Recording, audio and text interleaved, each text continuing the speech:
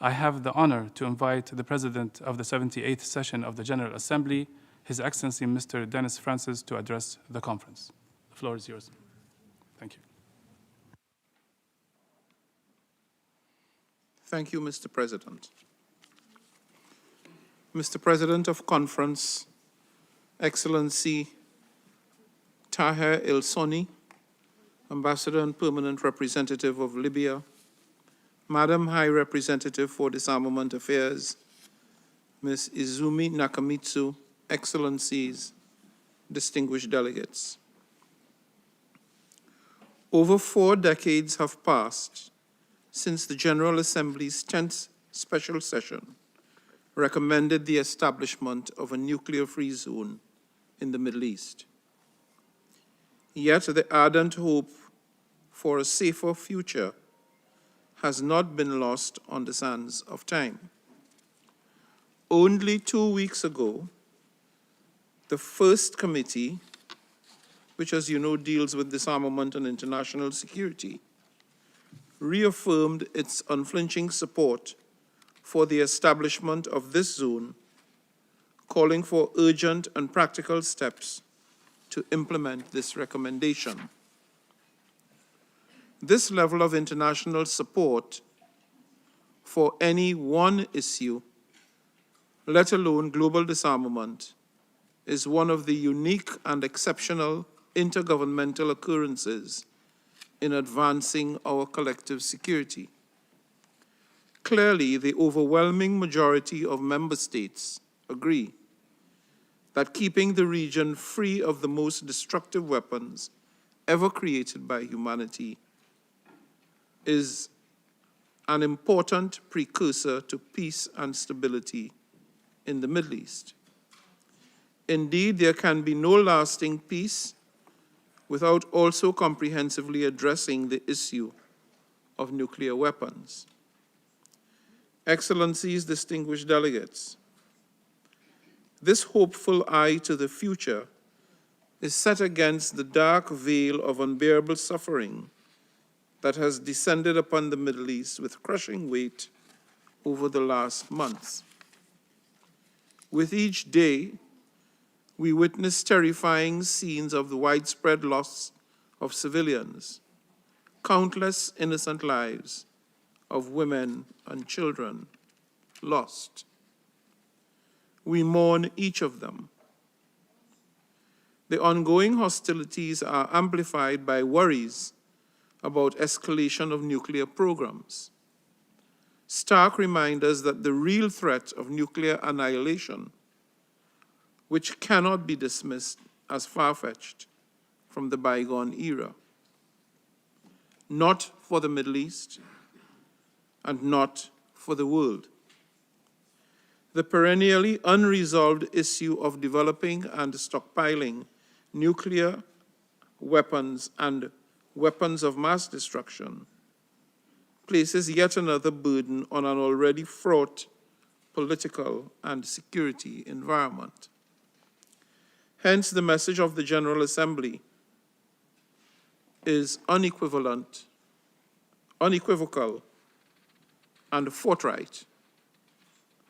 Nuclear weapons pose an existential threat to all of humanity. We therefore all have a responsibility to bring an end to the dangerous political standoff, preventing progress on disarmament. Excellencies, our footsteps will one day fade from this planet. We owe it to the generations who will follow to embark today on a path of sustainable peace in the Middle East. I therefore call on all actors to cooperate urgently and fully with the IAEA to diligently ensure that transparency measures are in place for any nuclear programs.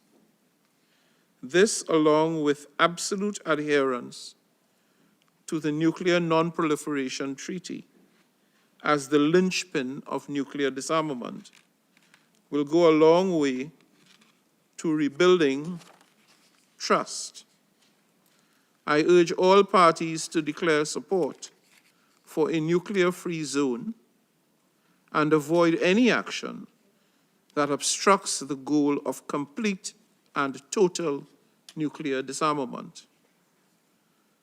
Above all, I call for restraint. It is incumbent upon us all to prioritize the sanctity of human life and uphold international law, including international humanitarian law. Mr. President, I'd like to read that sentence again. It is incumbent upon all of us to prioritize the sanctity of human life and to uphold international law, including international humanitarian law.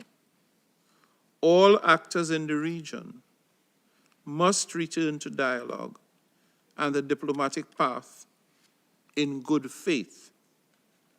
The potential for unity and solidarity resides here among you, esteemed conference participants.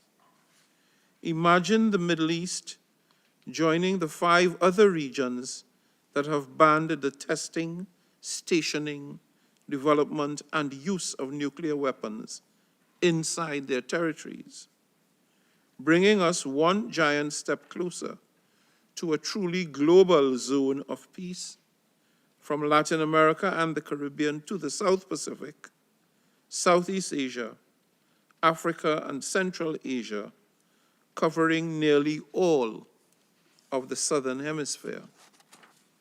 As President of the General Assembly, I stand firmly in support of any and all initiatives aimed at making progress on this existential issue.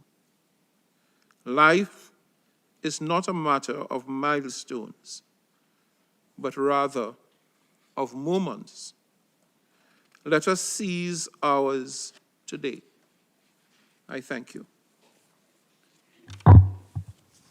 I would like to thank you, Mr. President of the General Assembly, for your important and critical remarks, especially in this time.